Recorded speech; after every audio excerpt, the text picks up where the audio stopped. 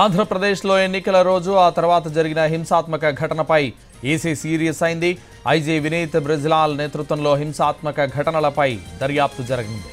SIT బృందంలో 13 మంది సభ్యులను నియమించింది ప్రభుత్వం. సభ్యులుగా ఏసీబీ ఎస్పీ రమాదేవి, ఏసీబీ అదనపు SP Soumyalatha, Srikakulam ACB DSP Ramanamurthy, CID DSP Srinivasulu, Ongole ACB DSP Valluri Srinivasarao, Tirupati ACB DSP Ravi Manoharachari ఉన్నారు. వీరితో పాటు ఇన్స్పెక్టర్లు V Bhushanam, K Venkatrao, Ramakrishna, GL Srinivas, Moin, N Prabhakar, శివప్రసాద్లు సభ్యులుగా ఉన్నారు.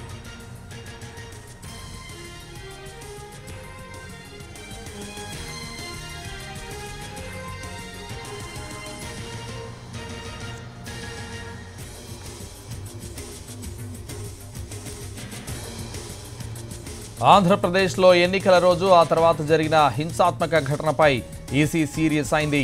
ఐజీ వినీత్ బ్రిజ్లాల్ నేతృత్వంలో హింసాత్మక ఘటనలపై దర్యాప్తు జరగనుంది.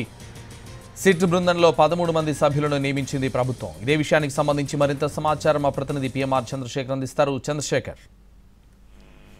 రైట్ సంతోష్, అంటే కొద్దిసేపు క్రితమే సిట్ ని ఫార్మేషన్ చేస్తూ ఏపీ ప్రభుత్వం అలాగే డీజీపీ కార్యాలయం ఒక మెమోని విడుదల చేసింది. సో దీని ప్రకారం ఐజీ ఎవరైతే ఉన్నారో వినీత్ బ్రిజ్లాల్ ఆయన నేతృత్వంలో ఈ 13 మంది సభ్యులతో కూడిన సిట్ ప్రత్యేక దర్యాప్తు బృందాన్ని వేసింది. వీటిల్లో రమాదేవి, సౌమ్యలత, రమణమూర్తి వీళ్ళందరూ డిఎస్పీ స్థాయి కేడర్ కు సంబంధించిన వాళ్ళు, అలాగే శ్రీనివాసులు, వల్లూరి శ్రీనివాసులు, రవి మోహనాచారి, భూషణం. సో ఇటువంటి మొత్తం 13 మంది బృందంలో 13 మంది ఉంటారు. ఈ బృందంలో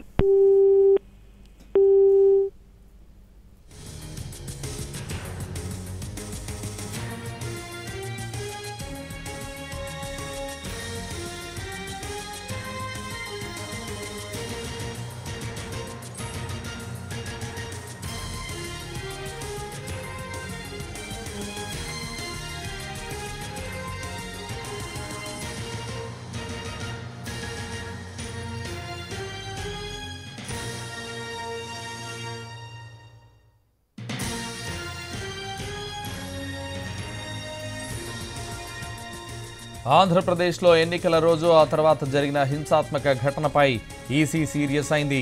ఐజీ వినీత్ బ్రిజ్లాల్ నేతృత్వంలో హింసాత్మక ఘటనలపై దర్యాప్తు జరగనుంది. సిట్ బృందంలో 13 మంది సభ్యులను